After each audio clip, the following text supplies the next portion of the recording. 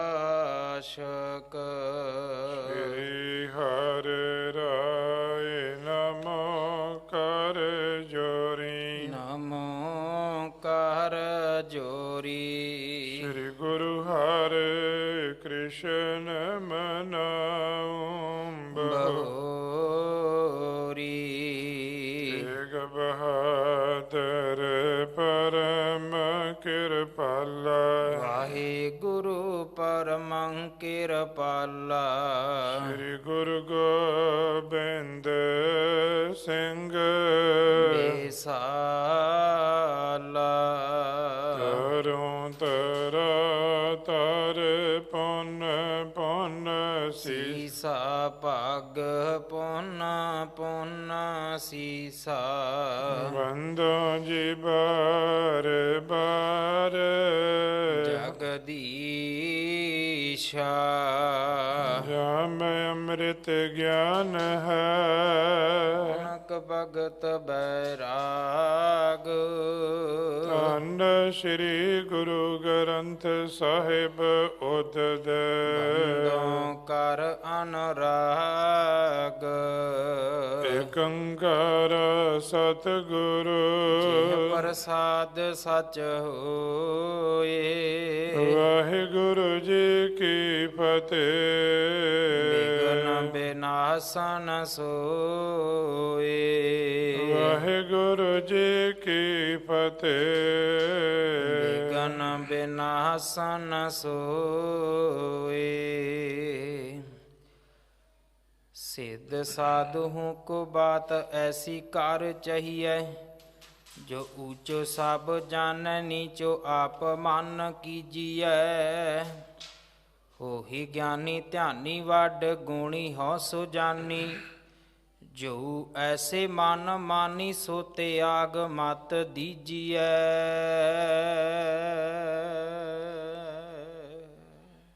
ਵਾਹਿਗੁਰੂ ਜੀ ਕਾ ਖਾਲਸਾ ਵਾਹਿਗੁਰੂ ਜੀ ਕੀ ਫਤਿਹ। ਜੁਗ ਜੁਗ ਅਟਲ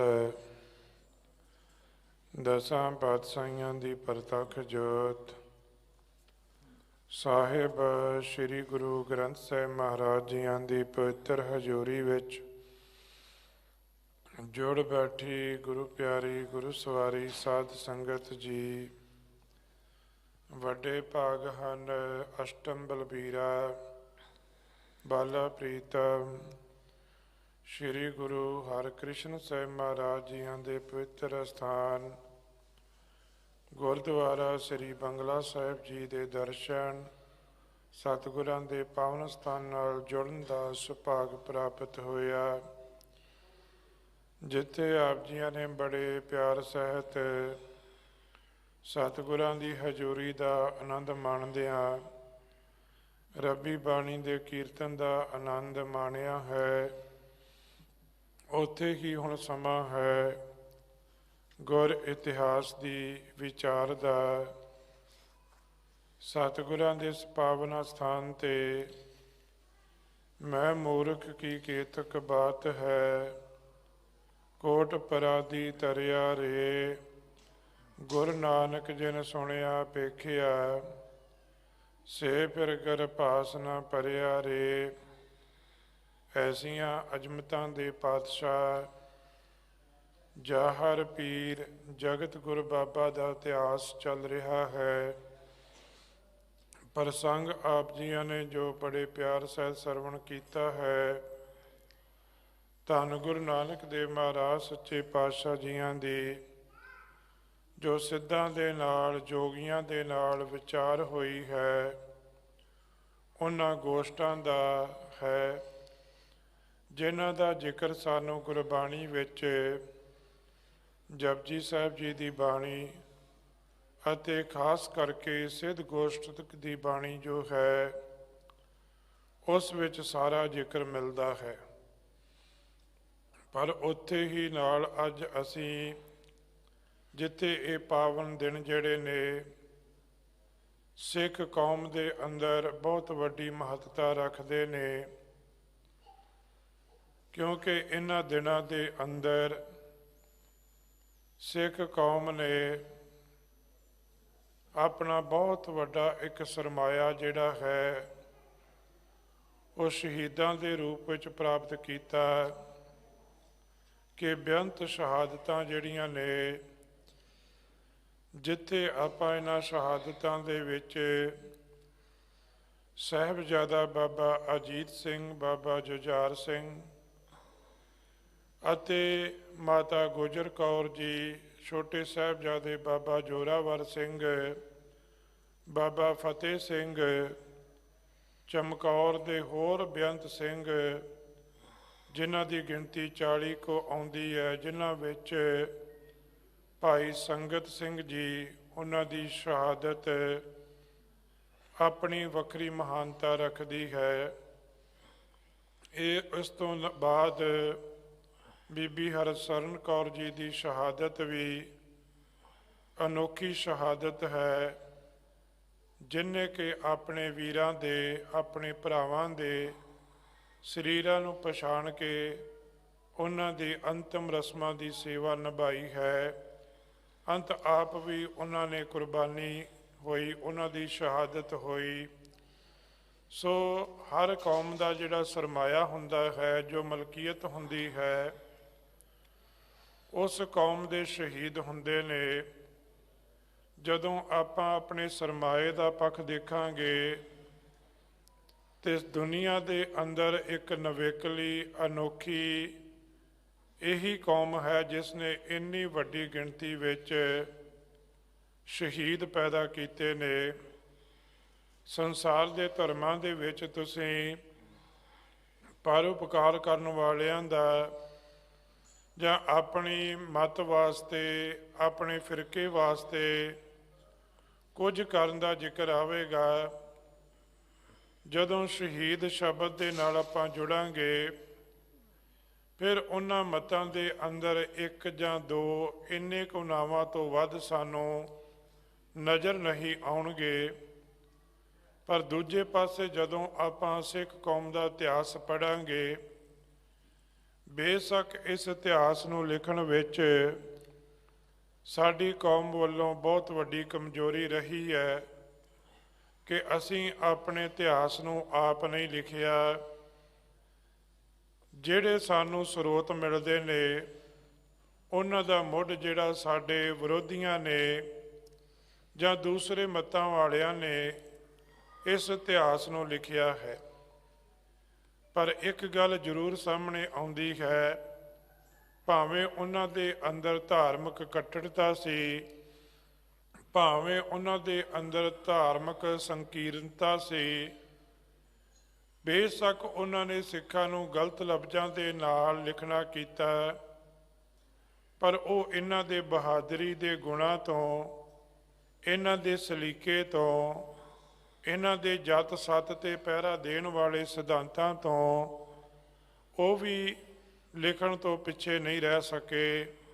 ਬੇਸ਼ੱਕ ਉਹਨਾਂ ਦੀ ਕਲਮ ਇਹਨਾਂ ਦੇ ਨਾਵਾਂ ਦੇ ਨਾਲ ਭਾਵੇਂ ਵਿਰੋਧ ਵਿੱਚ ਲਿਖਦੀ ਹੈ, ਪਰ ਉਹਨਾਂ ਦੀਆਂ ਲਿਖਤਾਂ ਵਿੱਚੋਂ ਵੀ ਸਿੱਖ ਕੌਮ ਦੇ ਜਿਹੜੇ ਪਰਉਪਕਾਰ ਦੇ ਸਿਧਾਂਤ ਨੇ ਉਹ ਉਜਾਗਰ ਹੁੰਦੇ ਨੇ।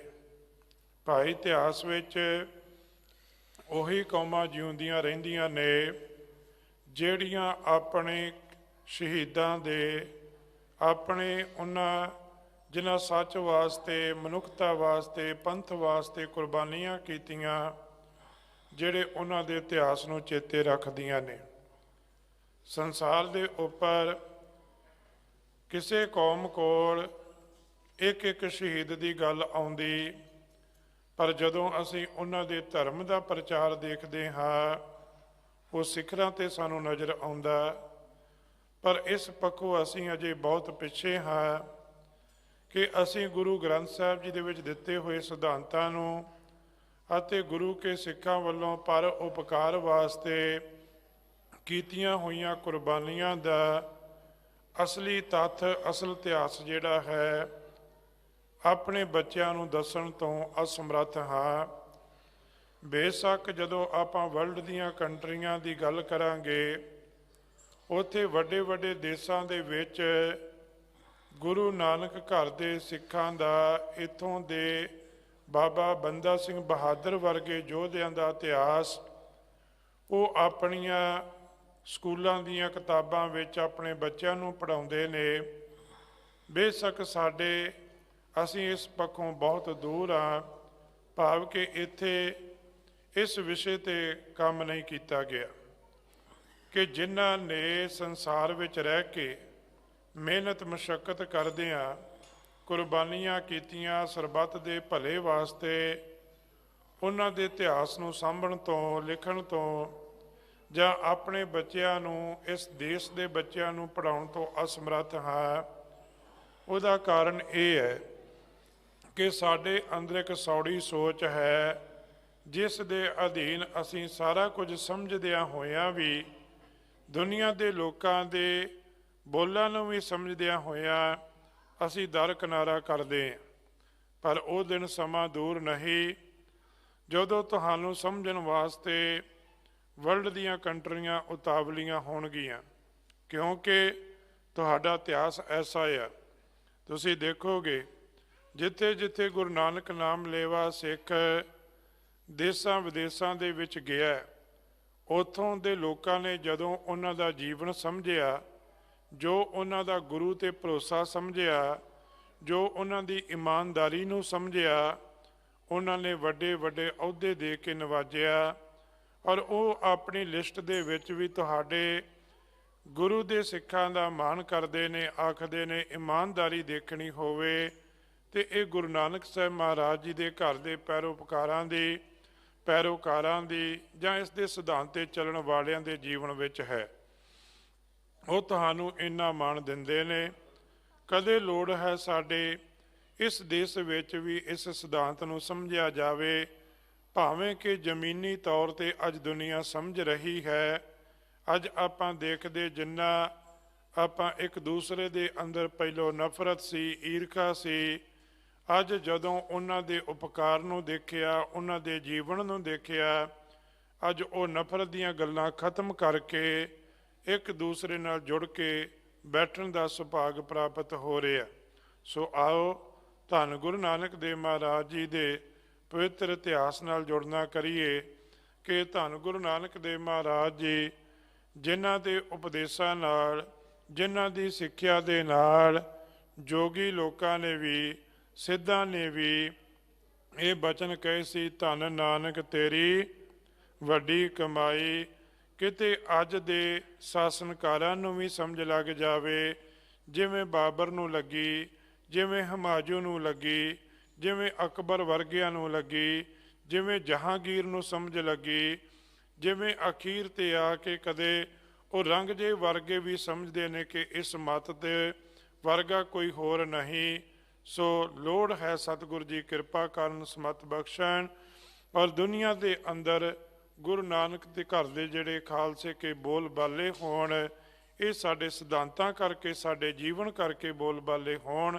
ਸਤਿਗੁਰੂ ਜੀ ਸਾਨੂੰ ਵੀ ਸੁਚੱਜਾ ਜੀਵਨ, ਗੁਰ ਮਰਿਆਦਾ ਅਨੁਸਾਰ ਰਹਿਤ ਬਹਿਤ ਦਾ ਧਾਰਨੀ ਜੀਵਨ ਬਖਸ਼ਣ। ਆਓ ਪਾਵਨ ਇਤਿਹਾਸ ਦੀ ਵਿਚਾਰ ਨਾਲ ਜੁੜਨਾ ਕਰੀਏ। ਇੱਕ ਵਾਰ ਰਸਨਾ ਤੋਂ ਉਚਾਰਨ ਕਰੀਏ, ਸਤਿਨਾਮ ਸ਼੍ਰੀ ਵਾਹਿਗੁਰੂ ਜੀ। सिद्ध साधु की बात ऐसी कार चाहिए, जो ऊंच सब जाने नीचो आप मान कीजिए। ਹੁਣ ਦੇਖੋ ਇਹ ਸਿੱਧ ਜਿਹੜੇ ਨੇ, ਯੋਗੀ ਨੇ, ਇਹਨਾਂ ਦੀ ਕੋਈ ਗਿਣਤੀ ਘੱਟ ਨਹੀਂ ਹੈ, ਇਹਨਾਂ ਦੀ ਬਹੁਤ ਵੱਡੀ ਗਿਣਤੀ ਹੈ। ਪਰ ਦੂਜੇ ਪਾਸੇ ਗੁਰੂ ਨਾਨਕ ਪਾਤਸ਼ਾਹ ਜੀ ਇਕੱਲੇ ਨੇ, ਉਹਨਾਂ ਦੇ ਨਾਲ ਭਾਈ ਮਰਦਾਨਾ ਹੈ। ਪਰ ਇੱਕ ਗੱਲ ਚੇਤੇ ਰੱਖਣੀ, ਜਦੋਂ ਵੀ ਅਸੀਂ ਪਰਮੇਸ਼ਰ ਨੂੰ ਅੰਗ ਸੰਗ ਸਮਝਾਂਗੇ, ਆਪਣੇ ਅੰਦਰ ਇਹ ਭਰੋਸਾ ਰੱਖਾਂਗੇ ਕਿ ਗੁਰ ਮੇਰੇ ਸੰਗ ਸਦਾ ਹੈ ਨਾਲੇ, ਇਹਨਾਂ ਗੁਰ ਕਾ ਬਚਨ ਬਸੈ ਜੀ ਨਾਲੇ। ਜਦੋਂ ਅਸੀਂ ਇਸ ਸਿਧਾਂਤ ਨਾਲ ਸੰਸਾਰ ਵਿੱਚ ਵਿਚਰਾਂਗੇ, ਮਾਲਕ ਕਾਮਯਾਬੀ ਵੀ ਦੇਣਗੇ। ਸਿੱਧਾਂ ਦੀ ਗਿਣਤੀ ਬੜੀ ਹੈ, ਸਿੱਧਾਂ ਕੋਲ ਗਿਆਨ ਦੀ ਕਮੀ ਨਹੀਂ ਹੈ, ਸਿੱਧਾਂ ਦੇ ਕੋਲ ਰਿੱਧੀਆਂ ਸਿੱਧੀਆਂ ਦੀ ਕਮੀ ਨਹੀਂ ਹੈ। ਇਹ ਜੋਗੀ ਲੋਕ ਬੜੀਆਂ ਬੜੀਆਂ ਰਿੱਧੀਆਂ ਸਿੱਧੀਆਂ ਦੇ ਮਾਲਕ ਨੇ, ਪਰ ਜੋ ਪਰਮੇਸ਼ਰ ਦੇ ਨਾਮ ਦੀ ਸ਼ਕਤੀ ਹੈ, ਜੋ ਪਰਮੇਸ਼ਰ ਦੀ ਬੰਦਗੀ ਦੀ ਸ਼ਕਤੀ ਹੈ, ਉਹਦੇ ਸਾਹਮਣੇ ਇਹ ਜਿਹੜੀਆਂ ਰਿੱਧੀਆਂ ਸਿੱਧੀਆਂ ਨੇ, ਇਹਨਾਂ ਦੀ ਕੋਈ ਪਾਇਆ ਨਹੀਂ, ਕੋਈ ਤਾਕਤ ਨਹੀਂ ਹੈ। ਹੁਣ ਇਹਨਾਂ ਨੇ ਬੜੇ ਯਤਨ ਕੀਤੇ ਨੇ, ਕਦੇ ਕੋਈ ਸਿੱਧ ਆਉਂਦਾ, ਕਦੇ ਕੋਈ ਆਉਂਦਾ ਆ, ਪਰ ਗੁਰੂ ਨਾਨਕ ਪਾਤਸ਼ਾਹ ਮਹਾਰਾਜ ਜੀ ਦੇ ਕੋਲੋਂ ਸਾਰੇ ਹੀ ਨਿਰਉੱਤਰ ਹੋ ਕੇ ਜਾਂਦੇ ਨੇ।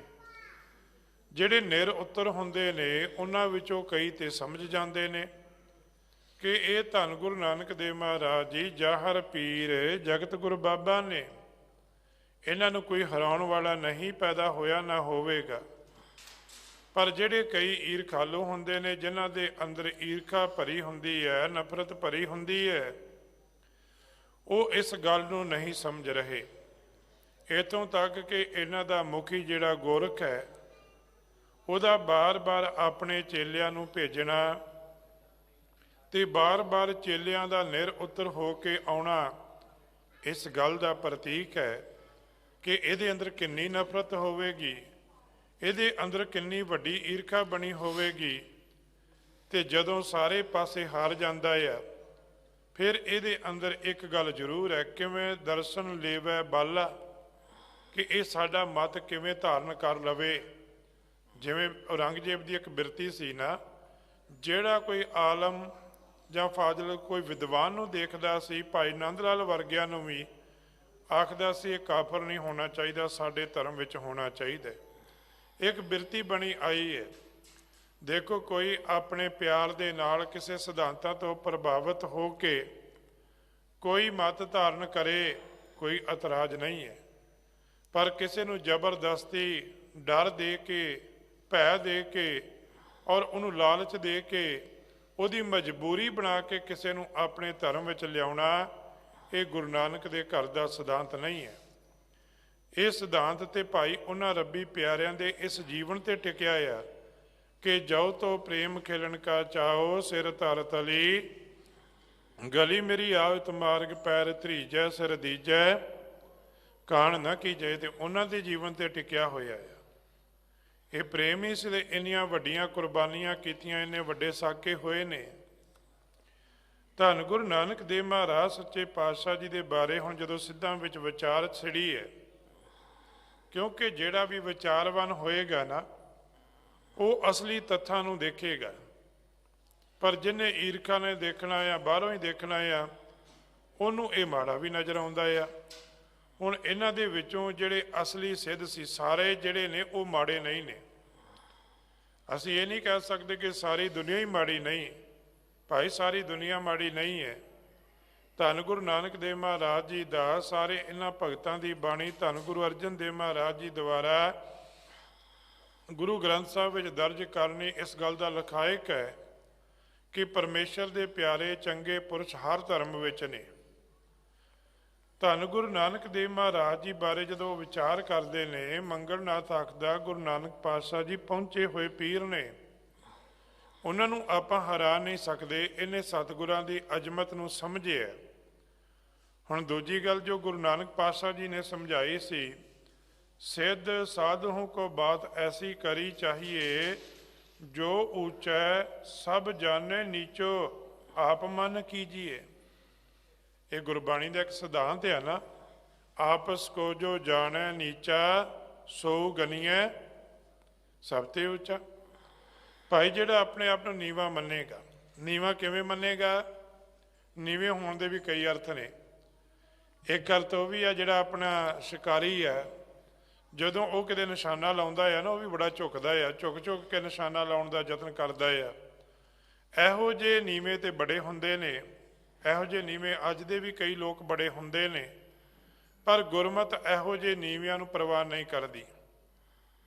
ਗੁਰਮਤ ਨੇ ਨੀਵਾਂ ਕਿਹੜਾ ਪ੍ਰਵਾਨ ਕੀਤਾ ਆ? ਜਿਵੇਂ ਇੱਕ ਦਰਖਤ ਨੂੰ ਫਲ ਲੱਗਦੇ ਨੇ, ਜਿਹੜੀ ਡਾਲੀ ਨੂੰ ਫਲ ਲੱਗਦਾ ਆ ਉਹ ਡਾਲੀ ਝੁਕ ਜਾਂਦੀ ਹੈ, ਨੀਵੀਂ ਹੋ ਜਾਂਦੀ ਹੈ। ਜਿਹੜੀ ਡਾਲੀ ਨੂੰ ਫਲ ਨਹੀਂ ਲੱਗਦਾ ਉੱਚੀ ਰਹਿੰਦੀ ਹੈ। ਗੁਰਮਤ ਆਖਦੀ ਭਾਈ, ਜਿਹੜਾ ਰੱਬੀ ਪਿਆਰਾ ਆ, ਜਦੋਂ ਉਹਦੇ ਅੰਦਰ ਗੁਣ ਪੈਦਾ ਹੁੰਦੇ ਨੇ, ਉਹ ਨਿਮਰਤਾ ਵਿੱਚ ਆਉਂਦਾ ਆ। ਉਹਦੇ ਜੀਵਨ ਦੇ ਅੰਦਰ ਹੰਕਾਰ ਦੂਰ ਹੋ ਜਾਂਦਾ ਆ। ਉਹਦੇ ਬਚਨ ਕਹਿਣੇ ਸ਼ੁਰੂ ਕਰ ਦਿੰਦਾ ਆ। ਕਿਹੜੇ ਬਚਨ? ਕਿ ਤੁਧ ਆਗੇ ਅਰਦਾਸ ਹਮਾਰੀ ਜਿਉ ਪਿੰਡ ਸਭ ਤੇਰਾ, ਕਹੋ ਨਾਨਕ ਸਭ ਤੇਰੀ ਵਡਿਆਈ, ਕੋਈ ਨਾਉ ਨਾ ਜਾਣੈ ਮੇਰਾ। ਉਹ ਇਹਨਾਂ ਸਿਧਾਂਤਾਂ ਅਨੁਸਾਰ ਜੀਵਨ ਬਸਰ ਕਰਦਾ ਹੈ, ਉਹਦਾ ਜੀਵਨ ਇਹੋ ਜਿਹਾ ਬਣ ਜਾਂਦਾ ਹੈ। ਹੁਣ ਸਿੱਧਾਂ ਨੂੰ ਜੋ ਗੁਰੂ ਨੇ ਸਮਝਾਇਆ, ਜੋ ਸਿੱਧਾਂ ਵਾਸਤੇ ਹੁਕਮ ਆ, ਜਿਹਦੀ ਵਿਚਾਰੇ ਆਪਸ ਵਿੱਚ ਕਰ ਰਹੇ ਨੇ, ਉਹ ਗੱਲ ਕੀ ਹੈ ਕਿ ਸਿੱਧ ਕਿਹੋ ਜਿਹਾ ਹੋਣਾ ਚਾਹੀਦਾ ਹੈ, ਸਿੱਧ ਨੂੰ ਕਿਹੋ ਜਿਹੀਆਂ ਗੱਲਾਂ ਕਰਨੀਆਂ ਚਾਹੀਦੀਆਂ ਨੇ। ਵਿਚਾਰ ਇਹ ਪ੍ਰਗਟ ਹੋਈ, ਉੱਤਰ ਇਹ ਮਿਲਿਆ, ਸਿੱਧ ਉਹ ਹੋਣਾ ਚਾਹੀਦਾ ਹੈ ਜਿਹਦੇ ਕੋਲ ਗੁਣ ਤੇ ਆ ਜਾਣ, ਜਿਹੜਾ ਭਗਤੀ ਵਿੱਚ ਤੇ ਪੂਰਨ ਹੋ ਜਾਵੇ, ਪਰ ਕਹਿੰਦੇ ਆਪਣੇ ਆਪ ਨੂੰ ਉੱਚਾ ਹੋਵੇ, ਉੱਚਾ ਪਰ ਜਾਣੇ ਨੀਚਾ, ਆਪਣੇ ਆਪ ਨੂੰ ਨੀਵਾਂ ਸਮਝ ਕੇ ਰਵੇ, ਆਪਣਾ ਆਪਾ ਨਾ ਜਣਾਏ। ਪਰ ਅੱਜ ਦੀ ਭਗਤੀ ਕਿਹੋ ਜਿਹੀ ਹੈ, ਮਨੁੱਖ ਦੇ ਅੰਦਰ ਕੁਝ ਹੁੰਦਾ ਨਹੀਂ ਹੈ, ਪਰ ਬਾਹਰੋਂ ਇੰਨੀ ਮੁਹੱਬਤ ਆਪਾਂ ਪ੍ਰਗਟ ਕਰਾਂਗੇ ਜਿਹੜਾ ਬਾਹਰ ਦਾ ਮਨੁੱਖ ਆ ਕੇ ਦੇਖ ਕੇ ਪ੍ਰਭਾਵਿਤ ਹੋ ਜਾਵੇ। ਇਸ ਕਰਮ ਕਾਂਡ ਨੂੰ, ਇਸ ਪਖੰਡ ਨੂੰ ਧੰਨ ਗੁਰੂ ਨਾਨਕ ਦੇਵ ਮਹਾਰਾਜ ਜੀ ਨੇ ਉਸ ਸਮੇਂ ਵੀ ਉਗੇੜਿਆ ਸੀ। ਤੁਸੀਂ ਦੇਖੋ ਜਿਹੜਾ ਸੱਜਣ ਦਾ ਲਿਬਾਸ ਸੀ ਨਾ, ਉਹ ਵੀ ਧਰਮੀ ਸੀ, ਸੱਜਣ ਦੇ ਕੰਮ ਵੀ ਧਰਮੀਆਂ ਵਾਲੇ ਸੀ, ਪਰ ਨੀਅਤ ਧਰਮੀਆਂ ਵਾਲੀ ਨਹੀਂ ਸੀ, ਨੀਅਤ ਹੋਰ ਤਰ੍ਹਾਂ ਦੀ ਸੀ। ਕਰਮ ਕਰਨ ਨੂੰ ਮਲਕ ਭਾਗੋ ਵੀ ਧਰਮ ਦੇ ਕਰਦਾ ਹੈ, ਦਾਨ ਪੁੰਨ ਕਰਦਾ ਹੈ, ਭੋਜਨ ਖਵਾਉਂਦਾ ਸੀ, ਆਖਾਂਗੇ ਬੜਾ ਸੋਹਣਾ ਕਰਮ ਕਰ ਰਿਹਾ ਹੈ। ਪਰ ਗੁਰੂ ਨਾਨਕ ਪਾਤਸ਼ਾਹ ਜੀ ਕਹਿਣ ਲੱਗੇ ਦੀ ਅੰਦਰ ਦੀ ਨੀਅਤ ਜਿਹੜੀ ਉਹ ਧਰਮੀ ਨਹੀਂ, ਇਹਦਾ ਕਮਾਇਆ ਹੋਇਆ ਧਨ ਇਮਾਨਦਾਰੀ ਦਾ ਨਹੀਂ ਹੈ, ਉਹ ਬੇਈਮਾਨੀ ਦਾ ਆ, ਉਹ ਗਰੀਬਾਂ ਦਾ ਖੂਨ ਨਿਚੋੜਨਾ ਚਾਹੁੰਦਾ ਆ। ਭਾਈ ਅਸਲ ਵਿੱਚ ਧਰਮ ਜਿਹੜਾ ਆ ਇਕੱਲਾ ਦਿਖਾਵਾ ਨਹੀਂ ਹੈ, ਉਹ ਸਾਡੇ ਅੰਦਰੋਂ ਪ੍ਰਗਟ ਹੋਣਾ ਚਾਹੀਦਾ ਹੈ। ਸਤਿਗੁਰੂ ਜੀ ਦੇ ਇੱਥੇ ਜੋ ਸਿਧਾਂਤ ਦਿੱਤਾ, ਕਹਿੰਦੇ ਸਿੱਧ ਕਿਹੋ ਜਿਹਾ ਹੋਣਾ ਚਾਹੀਦਾ ਹੈ, ਕਹਿੰਦੇ ਜੋ ਉੱਚੋ ਸਭ ਜਾਣੇ ਨੀਚੋ, ਰੱਬ ਦੇ ਪਿਆਰੇ ਕਦੇ ਹੰਕਾਰ ਨਹੀਂ ਕਰਨਗੇ। ਰੱਬ ਦਾ ਪਿਆਰਾ ਕਦੇ ਦਾਅਵਾ ਨਹੀਂ ਕਰੇਗਾ ਕਿ ਮੈਂ ਸਭ ਕੁਝ ਪ੍ਰਾਪਤ ਕਰ ਲਿਆ ਹੈ। ਬੇਸ਼ੱਕ ਉਹਦਾ ਰੱਬ ਨਾਲ ਸਿੱਧੀ ਗੱਲ ਹੋ ਜਾਵੇ, ਪਰ ਉਹ ਕਦੇ ਸੰਸਾਰ ਉੱਤੇ ਇਸ ਗੱਲ ਦਾ ਮਾਣ ਨਹੀਂ ਕਰੇਗਾ, ਇਸ ਗੱਲ ਦਾ ਹੰਕਾਰ ਨਹੀਂ ਕਰੇਗਾ। ਉਹ ਤੇ ਇਹ ਕਹਿਣਾ ਸ਼ੁਰੂ ਕਰ ਦੇਵੇਗਾ, ਜਿਵ ਜਿਉ ਹੁਕਮ ਤੇਰਾ ਤੇ ਵਿਕਾਰ, ਭਾਵ ਕਿ ਉਹ ਸਮਝਾਵੇਗਾ ਦੁਨੀਆ ਨੂੰ ਵੀ ਕਿ ਹੁਕਮ ਰਜਾਈ ਚੱਲਣਾ, ਨਾਨਕ ਲਿਖਿਆ ਨਾਲ। ਉਹ ਰਜਾ ਦਾ ਜੀਵਨ ਸੰਸਾਰ ਨੂੰ ਦੇਵੇਗਾ।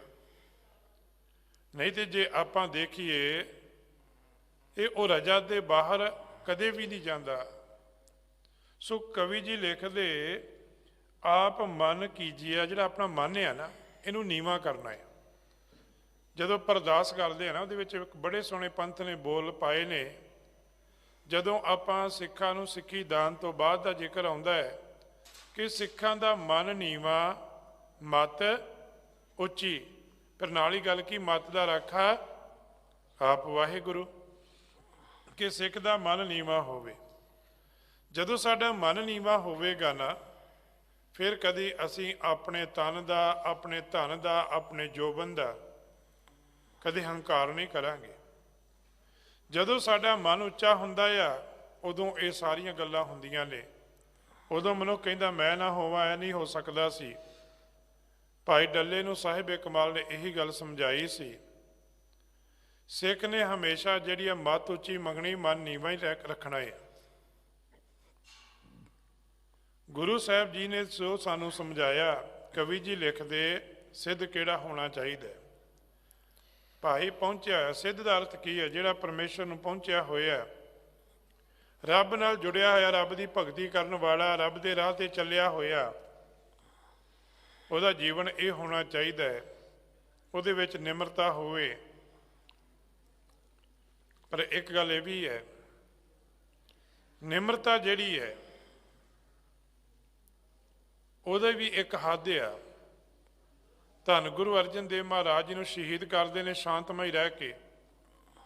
ਸਤਿਗੁਰੂ ਜੀ ਆਪਣੀ ਸ਼ਹਾਦਤ ਦੇ ਦਿੰਦੇ ਨੇ, ਤੱਤੀ ਤਵੀ ਤੇ ਬੈਠ ਜਾਂਦੇ ਨੇ। ਜਰਾ ਜਿੰਨਾ ਉਲਾਮਾ ਨਹੀਂ ਦਿੱਤਾ ਸਤਿਗੁਰਾਂ ਨੇ, ਨਾ ਪਰਮੇਸ਼ਰ ਨੂੰ ਦਿੱਤਾ ਆ, ਨਾ ਕਿਸੇ ਹੋਰ ਨੂੰ ਕਿਹਾ। ਸਗੋਂ ਸਾਈਂ ਮੀਆਂ ਮੀਰ ਵਰਗਿਆਂ ਨੂੰ ਵੀ ਸਮਝਾਇਆ ਆ, ਸ਼ਹਾਦਤ ਦੇ ਦਿੱਤੀ ਸ਼ਾਂਤਮਈ ਰਹਿ ਕੇ। ਪਰ ਜਦੋਂ ਕੋਈ ਸ਼ਾਂਤਮਈ ਦੇ ਨਾਲ ਵੀ ਨਾ ਸਮਝੇ, ਫਿਰ ਉਹ ਤਲਵਾਰ ਵੀ ਉਠਾਈ, ਸ੍ਰੀ ਸਾਹਿਬ ਵੀ ਉਠਾਈ, ਛੇਵੇਂ ਪਾਤਸ਼ਾਹ ਨੇ। ਧੰਨ ਗੁਰੂ ਤੇਗ ਬਹਾਦਰ ਮਹਾਰਾਜ ਜੀ ਦੀ ਸ਼ਹਾਦਤ ਸ਼ਾਂਤਮਈ ਹੈ, ਧਰਮ ਦੀ ਰੱਖਿਆ ਵਾਸਤੇ ਹੈ, ਪਰ ਬਾਅਦ 'ਚ ਕਲਗੀਧਰ ਪਿਤਾ ਮਹਾਰਾਜ ਨੇ ਆਖਿਆ ਸਾਨੂੰ ਮਜਬੂਰ ਹੋ ਕੇ ਸ੍ਰੀ ਸਾਹਿਬ ਤੇ ਹੱਥ ਪਾਉਣਾ ਪਿਆ। ਅਸੀਂ ਚਾਹੁੰਦੇ ਨਹੀਂ ਸੀ ਸ੍ਰੀ ਸਾਹਿਬ ਨੂੰ ਹੱਥ ਪਾਈਏ, ਅਸੀਂ ਚਾਹੁੰਦੇ ਨਹੀਂ ਸੀ ਸਾਡਾ ਹੱਥ ਬੰਦੂਕ ਦਾ ਘੋੜਾ ਨੱਪੇ, ਪਰ ਕਹਿੰਦੇ ਸਾਡੀ ਮਜਬੂਰੀ ਬਣਾ ਦਿੱਤੀ ਗਈ। ਇਹ ਰੱਬੀ ਪਿਆਰਿਆਂ ਦਾ ਜੀਵਨ ਇਹੋ ਜਿਹਾ ਹੋਣਾ ਚਾਹੀਦਾ। ਇਹ ਨਾ ਹੋਵੇ ਕਿ ਥੋੜੀ ਜਿਹੀ ਤਾਕਤ ਆਈ ਹੈ ਤੇ ਦੂਸਰਿਆਂ ਤੇ ਜ਼ੁਲਮ ਕਰਨਾ ਸ਼ੁਰੂ ਕਰ ਦਈਏ, ਧੱਕੇ ਦੇ ਨਾਲ ਦੂਸਰਿਆਂ ਨੂੰ ਆਪਣੇ ਅਧੀਨ ਕਰਨਾ ਇਹ ਗੁਰਮਤਿ ਨਹੀਂ ਕਹਿੰਦੀ। ਕਵੀ ਜੀ ਲਿਖਦੇ ਸਿੱਧ ਕਿਹੋ ਜਿਹਾ ਹੋਣਾ ਚਾਹੀਦਾ ਭਾਈ ਜਿਹਨੇ ਆਪਣੇ ਮਨ ਨੂੰ ਨੀਵਾਂ ਕਰ ਲਿਆ। ਬਾਣੀ ਦੇ ਬੜੇ ਸੋਹਣੇ ਬਚਨ ਨੇ ਕਿ ਜੇ ਉਹਦੇ ਕੋਲ ਮਾਣ ਆ, ਮਾਣ ਕੋਈ ਮਿਲਿਆ, ਮਾਣ ਹੁੰਦੇ ਹੋਏ ਨਿਮਾਣਾ, ਤਾਣ ਹੁੰਦੇ ਹੋਏ ਨਤਾਣਾ, ਅਣਹੋਂਦਾ ਆਪ ਵੰਡਾਏ, ਕੋਈ ਐਸਾ ਭਗਤ ਸਦਾਈ ਦੀ ਗੱਲ ਕੀਤੀ ਹੈ। ਤਾਣ ਵੀ ਹੋਵੇ ਪਰ ਵਿਚਰੇ ਨਤਾਣਾ ਹੋ ਕੇ, ਲੋੜ ਪਵੇ ਤੇ ਜਦੋਂ ਲੋੜ ਪਵੇ ਆਪਣੇ ਦੇਸ਼ ਦੀ ਰੱਖਿਆ ਵਾਸਤੇ, ਸਰਬੱਤ ਦੇ ਭਲੇ ਵਾਸਤੇ, ਭਾਈ ਫਿਰ ਉੱਥੇ ਤਾਣ ਦੀ ਲੋੜ ਵੀ ਹੈ। ਪਰ ਇਹ ਨਹੀਂ ਕਿ ਆਪਸ ਵਿੱਚ ਕੋਈ ਝਗੜਾ ਹੋਇਆ, ਗੱਲਬਾਤ ਹੋਈ, ਕਿਸੇ ਨੂੰ ਐਵੇਂ ਡਰਾਉਣਾ ਧਮਕਾਉਣਾ, ਇਹ ਗੁਰਮਤਿ ਨਹੀਂ ਆਖਦੀ। ਸਤਿਗੁਰੂ ਜੀ ਦਾ ਇਤਿਹਾਸ ਸਾਨੂੰ ਸਿੱਖਿਆ ਦਿੰਦਾ ਕਿ ਅਸਲ ਵਿੱਚ ਸਿੱਧ ਵਿਚਾਰ ਕਰਦੇ ਸਿੱਧ ਕਿਹੋ ਜਿਹਾ ਹੋਣਾ ਚਾਹੀਦਾ ਭਾਈ, ਉਹਦਾ ਮਨ ਜਿਹੜਾ ਹੈ ਉਹ ਨੀਵਾਂ ਹੋ ਜਾਣਾ ਚਾਹੀਦਾ। ਕਵੀ ਜੀ ਲਿਖਦੇ ਹਨ ਜੀ, ਹੋਹੀ ਗਿਆਨੀ ਧਿਆਨੀ ਵੱਡ ਗੁਣੀ ਹਉ ਸੁਜਾਨੀ, ਜੋ ਐਸੇ ਮਨ ਮਾਨੀ ਸੋ ਤਿਆਗ ਮਤ ਦੀਜੀਐ। ਕਵੀ ਜੀ ਲਿਖਦੇ ਰੱਬ ਦਾ ਪਿਆਰਾ ਸਿੱਧ ਕਿਹੋ ਜਿਹਾ ਹੋਣਾ ਚਾਹੀਦਾ। ਕਹਿੰਦੇ ਹੋਏ ਗਿਆਨੀ ਧਿਆਨੀ, ਉਹਨੂੰ ਗਿਆਨ ਵੀ ਹੋਣਾ ਚਾਹੀਦਾ। ਇਹ ਨਾ ਹੋਵੇ ਗਿਆਨ ਤੋਂ ਹੀ ਸਕਣਾ ਹੋਵੇ, ਉਹਨੂੰ ਸਮਝ ਹੀ ਨਾ ਹੋਵੇ। ਭਾਵ ਕਿ ਜਿਹੜਾ ਉਸ ਰੱਬ ਦਾ ਰਾਹ ਤੇ ਚੱਲਣ ਵਾਲਾ ਉਹਨੂੰ ਗਿਆਨੀ ਵੀ ਹੋਣਾ ਚਾਹੀਦਾ। ਹੁਣ ਕਲਗੀਧਰ ਪਿਤਾ ਜੀ ਨੂੰ ਲਾਲਾ ਦੌਲਤ ਰਾਏ ਸਾਹਿਬ ਕਮਾਲ ਕਿਉਂ ਲਿਖਦੇ ਨੇ? ਕਹਿੰਦੇ ਮੈਂ ਜਦੋਂ ਕਲਗੀਧਰ ਪਿਤਾ ਜੀ ਦਾ ਜੀਵਨ ਪੜ੍ਹਿਆ, ਕਹਿੰਦੇ ਮੈਂ ਹੈਰਾਨ ਹੋ ਗਿਆ, ਮੈਂ ਕਿਹਦਾ ਜੀਵਨ ਲਿਖਾਂ? ਇੱਕ ਦਾਤੇ ਦਾ ਜੀਵਨ ਲਿਖਾਂ ਕਿ ਇੱਕ ਉਦੋਂ ਜਦੋਂ ਪੰਜਾਂ ਪਿਆਰਿਆਂ ਦੇ ਅੱਗੇ ਹੱਥ ਅੱਡ ਕੇ ਅੰਮ੍ਰਿਤ ਦੀ ਦਾਤ ਮੰਗਦੇ ਨੇ, ਮੈਂ ਉਸ ਅਵਸਥਾ ਦਾ ਜਿਹੜਾ ਜੀਵਨ ਲਿਖਾਂ, ਮੈਂ ਗੁਰੂ ਦਾ ਜੀਵਨ ਲਿਖਾਂ ਕਿ ਚੇਲੇ ਦਾ ਜੀਵਨ ਲਿਖਾਂ, ਮੈਂ ਇੱਕ ਸੰਤ ਦਾ ਜੀਵਨ ਲਿਖਾਂ ਕਿ ਸਿਪਾਹੀ ਦਾ ਜੀਵਨ ਲਿਖਾਂ। ਉਹਨੇ ਜਿਹੜਾ ਨਾਂ ਲਿਖਿਆ ਨਾ ਕਿਤਾਬ ਦਾ, ਸਾਹਿਬ ਏ ਕਮਾਲ, ਕਹਿੰਦਾ ਕਮਾਲ ਦਾ ਸਾਹਿਬ ਹੈ, ਜਿਹਦੇ ਵਿੱਚ ਇੰਨੇ ਗੁਣ ਨੇ ਕਿ ਜਿਉਂ-ਜਿਉਂ ਉਹਨਾਂ ਨੂੰ ਮੈਂ ਦੇਖਦਾ ਜੰਗ ਦੇ ਮੈਦਾਨ ਵਿੱਚ ਸ੍ਰੀ ਸਾਹਿਬ ਚਲਾਉਂਦਿਆਂ, ਕਹਿੰਦੇ ਮੈਂ ਆਖਦਾ ਇੱਕ ਸਿਪਾਹੀ ਦਾ ਜੀਵਨ ਲਿਖਾਂ। ਜਦੋਂ ਜਰਨੈਲੀ ਕਰਦੇ ਨੇ, ਮੈਂ ਇੱਕ ਜਰਨੈਲ ਦਾ ਜੀਵਨ ਲਿਖਾਂ। ਜਦੋਂ ਤੁਸੀਂ ਦਾ ਉਚਾਰਨ ਕਰਕੇ ਬਾਣੀ ਉਚਾਰਦੇ ਨੇ, ਕਹਿੰਦਾ ਮੈਂ ਇੱਕ ਸੰਤ ਦਾ ਜੀਵਨ ਲਿਖਾਂ। ਜਦੋਂ ਉਹ ਗੁਰੂ ਬਣ ਕੇ ਅੰਮ੍ਰਿਤ ਦੀ ਦਾਤ ਬਖਸ਼ਦੇ ਨੇ, ਕਹਿੰਦੇ ਮੈਂ ਗੁਰੂ ਦਾ ਜੀਵਨ ਲਿਖਾਂ। ਜਦੋਂ ਚੇਲੇ ਬਣ ਕੇ ਅੰਮ੍ਰਿਤ ਦੀ ਦਾਤ ਮੰਗਦੇ ਨੇ, ਕਹਿੰਦੇ ਮੈਂ ਇੱਕ ਚੇਲੇ ਦਾ ਜੀਵਨ ਲਿਖਾਂ। ਹੈਰਾਨ ਕਰ ਦਿੱਤਾ ਹੈ ਕਲਗੀਧਰ ਪਿਤਾ ਜੀ ਦੇ ਜੀਵਨ ਨੇ। ਸੋ ਕਹਿਣ ਲੱਗੇ ਕਵੀ ਜੀ, ਹੁਣ ਜਿਹੜਾ ਰੱਬ ਦਾ ਪਿਆਰਾ ਕਿਹੋ ਜਿਹਾ ਹੋਣਾ ਚਾਹੀਦਾ ਭਾਈ? ਗਿਆਨ ਜ਼ਰੂਰ ਹੋਣਾ ਚਾਹੀਦਾ। ਜੇ ਗਿਆਨ ਨਹੀਂ ਹੈ ਨਾ, ਕੱਲੀ ਸ਼ਰਧਾ ਜਿਹੜੀ ਹੈ ਨਾ, ਉਹ ਵੀ ਸਾਨੂੰ ਸੱਚ ਦੇ ਮਾਰਗ ਤੋਂ ਉਹ ਖੇਡ ਸਕਦੀ ਹੈ। ਕਿਵੇਂ? ਕੀਰਤਨ ਪੂਜਾ ਜਿਹੜੀ ਸਾਡੇ ਵਿੱਚ ਪ੍ਰਚਲਿਤ ਹੋਣ ਦਾ ਕਾਰਨ ਹੀ ਇਹ ਹੈ। ਹੁਣ ਜਿਸ ਰਸਤੇ ਤੇ ਆਪਾਂ ਚੱਲਣਾ, ਜਦੋਂ ਸਾਨੂੰ ਉਹਦਾ ਗਿਆਨ ਹੀ ਨਹੀਂ, ਉਹਦੇ ਬਾਰੇ ਕੋਈ ਸਮਝ ਹੀ ਨਹੀਂ, ਆਪਾਂ ਇੱਕ ਗੱਡੀ ਲੈ ਕੇ ਰੋਡ ਤੇ ਚੜ੍ਹਦੇ ਹਾਂ, ਸਾਨੂੰ ਉਹਦੇ ਨਿਯਮਾਂ ਦਾ ਪਹਿਲਾਂ ਪਤਾ ਹੁੰਦਾ ਹੈ, ਇਹਦੇ ਨਿਯਮ ਕੀ ਨੇ, ਫਿਰ ਸਾਨੂੰ ਗੌਰਮੈਂਟ ਆਖਦੀ ਹੈ ਕਿ ਤੂੰ ਇਹ ਲਾਇਸੈਂਸ ਬਣੇਗਾ, ਫਿਰ ਇਸ ਰੋਡ ਤੇ ਗੱਡੀ ਚਲਾ ਸਕਦਾ ਹੈ। ਉਹਨਾਂ ਨਿਯਮਾਂ ਨੂੰ ਸਾਨੂੰ ਫੋਲੋ ਕਰਨਾ ਪੈਂਦਾ ਹੈ। ਭਾਈ ਧਰਮ ਦੇ ਵਾਸਤੇ ਵੀ ਸਾਨੂੰ ਪੜ੍ਹਾਈ ਕਰਨੀ ਚਾਹੀਦੀ ਹੈ। ਇਹ ਨਹੀਂ ਕਿ ਆਏ ਪਹਿਲੋਂ ਦੀ ਜਾਣਕਾਰੀ ਹੋਣੀ ਚਾਹੀਦੀ ਹੈ। ਸਿੱਖੀ ਸਿਧਾਂਤਾਂ ਦੀ ਪਹਿਲਾਂ ਜਾਣਕਾਰੀ ਲਈਏ। ਕਹਿੰਦੇ ਗਿਆਨੀ ਹੋਵੇ, ਗਿਆਨੀ ਹੋਣਾ ਬੜਾ ਜ਼ਰੂਰੀ ਹੈ। ਹੁਣ ਗਿਆਨ ਜਿਹੜਾ ਆ, ਇਹ ਵੀ ਦੋ ਤਰ੍ਹਾਂ ਦਾ ਆ। ਇੱਕ ਦੁਨਿਆਵੀ ਗਿਆਨ ਆ, ਇੱਕ ਗੁਰੂ ਦਾ ਗਿਆਨ ਹੈ। ਭਾਈ ਦੋਨਾਂ ਵਿੱਚ ਅੰਤਰ ਵੀ ਹੈ। ਦੁਨਿਆਵੀ ਗਿਆਨ ਮਨੁੱਖ ਦੀ ਸੰਤੁਸ਼ਟੀ ਨਹੀਂ ਕਰਾ ਸਕਦਾ। ਮਨੁੱਖ ਕੋਲ ਪੜ੍ਹਾਈ ਬੜੀ ਹੈ, ਮਨੁੱਖ ਕੋਲ ਅਹੁਦੇ ਬੜੇ ਨੇ, ਪਰ ਮਨੁੱਖ ਸੰਤੁਸ਼ਟ ਨਹੀਂ ਹੈ। ਪਰ ਗੁਰੂ ਦਾ ਗਿਆਨ ਹੋਵੇ ਤੇ ਭਾਵੇਂ ਰਾਜਾ ਮਹਾਰਾਜਾ ਰਣਜੀਤ ਸਿੰਘ ਹੋਵੇ ਤਾਂ ਵੀ ਸੰਤੁਸ਼ਟ ਆ, ਰਾਜਾ ਸਿਵ ਨਾਭ ਹੋਵੇ ਤਾਂ ਵੀ ਸੰਤੁਸ਼ਟ ਆ। ਉਹ ਆਮ ਲੋਕਾਂ ਵਿੱਚ ਵਿਚਰਦਾ ਆ, ਉਹਦਾ ਜੀਵਨ ਬੱਚਿਆਂ ਦੇ ਨਾਲ ਖੇਡਾਂ ਖੇਡਦਾ ਜੀਵਨ ਨਜ਼ਰ ਆਉਂਦਾ ਆ। ਬੱਚੇ ਬੇਰੀ ਨੂੰ ਵੱਟੇ ਮਾਰਦੇ ਨੇ, ਉਹ ਅੱਗੇ ਮੋਹਰਾਂ ਦਿੰਦਾ ਆ, ਆਪਣੇ ਉਹਦੇ ਪੱਥਰ ਵੱਜ ਜਾਂਦਾ ਆ।